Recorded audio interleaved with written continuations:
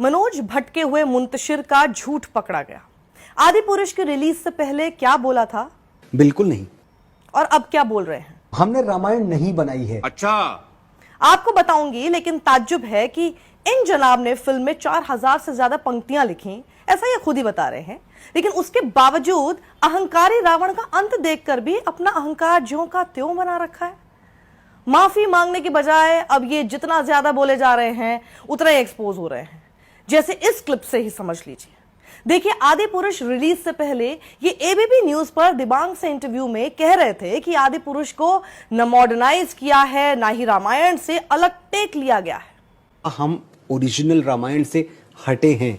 क्या हमने उसको मॉडर्नाइज करने का कोई प्रयास किया है? क्या हमने कोई अलग टेक लिया है? तो इसका सीधा जवाब ये है दिबांग जी, बिल्कुल नहीं। जो रामायण लोगों ने सुनी है, पढ़ी है, देखी है, एग्जैक्टली वही रामायण है, कुछ भी अलग नहीं। अर्थात रामायण जैसी है वैसी ही हमने आदि पुरुष में दिखाई है, यही कहा ना शुक्ला जी?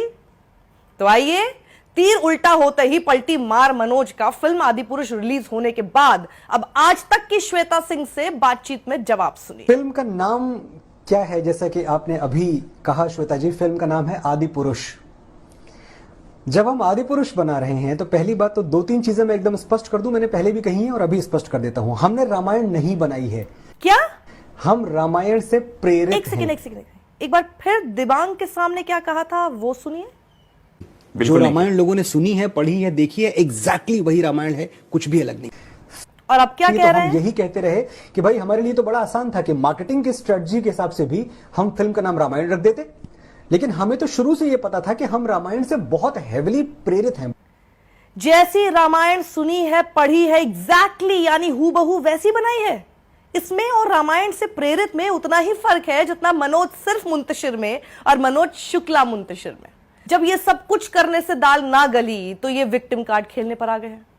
तो इन्होंने जो ट्विटर पर इतना लंबा विक्टिम कार्ड खेला है, उस पर अगर इनके डायलॉग के लेवल पर तड़का लगाऊं तो उसका सार कुछ ऐसा होगा, जैसे पूछ रहे हो, हे दुष्टों, हे एहसान फरामोशों, मैंने तुम्हारे लिए क्या क्या न किया, फालतू में अपना नाम भी लंबा कर लिया, सनातन सनातन करके तुम्हें अपना बनाने का पूरा प्रयास भी किया, परंतु हे कमबख्तों, अच्छा सिला दिया तुमने मेरे प्यार का, मुझे इधर का छोड़ा ना उधर का। हे करजलो, अब हम करें तो करें क्या, बोले तो बोले क्या। सिर्फ 5 पंक्तियां ही तो मीम स्तर और निम्न स्तर की है। हे मेरे गालीबाज भाइयों, बाकी 4000 पंक्तियों में तुमने मेरी प्रशंसा तक न की। ये अन्याय है, ये अस्वीकार्य है। तुम जैसे सपोलों ने मेरी निराशा का शेषनाग इतना लंबा कर दिया। अरे दुष्टाचारियों, पूरा पिटारा भर के दम लोगे क्या? पर एक सपोला दूसरे सपोले का भाई ही माना जाएगा। तुम मेरे अपने, तुम्हारे लिए दुर्भावना नहीं रख पाऊंगा। सबसे गजब बात तो यह है कि जनाब ने आदि पुरुष के डायलॉग के साथ किए सत्यानाश का दोष भी अपनी दादी नानी पर मढ़ दिया। मैं एक छोटे से गांव से आया हूं। हमारे यहाँ दादियां नानियां जब रामायण की कथा सुनाती थी तो ऐसे ही इसी भाषा में सुनाती थी। एक और बात मैं आपको बताऊंगा, ये जो डायलॉग जिसका आपने जिक्र किया, ये डायलॉग इस देश के संत, इस देश के बड़े बड़े कथावाचक ऐसे ही बोलते हैं जैसा मैंने लिखा है। मतलब बड़ा ही निर्लज किस्म का आदमी है ये, लेकिन उससे भी ज्यादा निर्लज इनका अहंकार है। अब ये जितना बोल रहा है उतना ही एक्सपोज हो रहा है। तो फिल्म मेकर्स को मेरी ये सलाह है, अपने इस अहंकारी डायलॉग राइटर के मुंह पर ना टेप बांधिए। ये खुद को हीरो समझ रहा है और पूरी पिक्चर को विलन बनाने का काम खुद ही कर रहा है।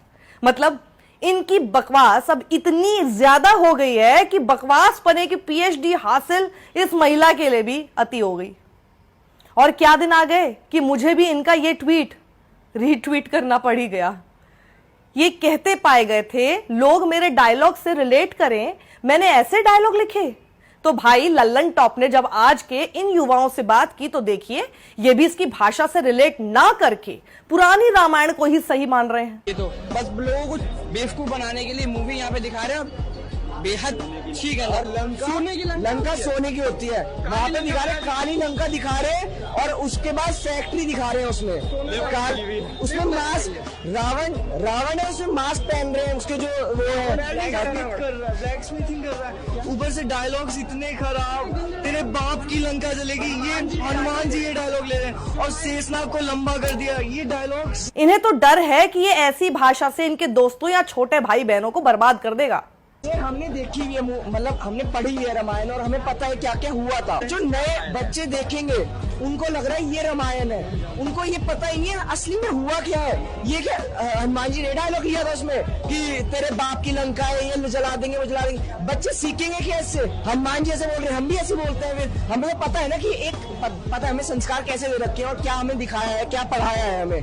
लेकिन ये देखेंगे बच्चे मूवी, ये बच्चे को मूवी दिखाने लाएंगे घर वाले, क्या देखेंगे वो?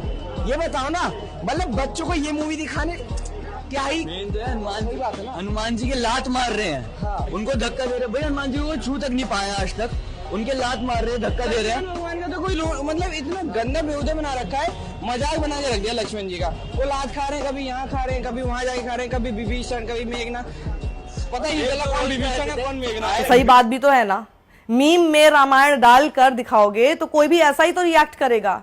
लोग इस पर भी ध्यान देते हैं कि उनके बच्चे कैसे कार्टून देख रहे हैं, उसमें भाषा अच्छी नहीं होती या संदेश गलत होते हैं तो माता पिता बच्चों को नहीं देखने देते। तो ये तो ऐसी भाषा वाले डायलॉग हैं जो कोई माता पिता कभी नहीं चाहेंगे कि उनके बच्चे रामायण को इस रूप में ग्रहण करें। पूरी फिल्म का ऐसा मजाक बना दिया है कि लोग लतीफे सुना रहे हैं और सजा के रूप में आदि पुरुष दिखाने जैसे अन्याय कर रहे हैं। फिल्म आदि पुरुष पर अखिल भारतीय संत समिति के संगठन महामंत्री स्वामी जितेंद्रानंद सरस्वती की प्रतिक्रिया सुनिए। आदि पुरुष के डायलॉग लेखन जिस प्रकार से हुए वो संतों को पच नहीं रहा है। मनोज वास्तव में मुंतशिर ही था जिसने शुक्ला बनने की कोशिश की। अरे ये तो कह रहे हैं ये वास्तव में मुंतशिर था, मतलब जिनके लिए शुक्ला लगाया वो लोग भी इन्हें अपना नहीं मान रहे। बहुत बुरा हो रहा है इनके साथ।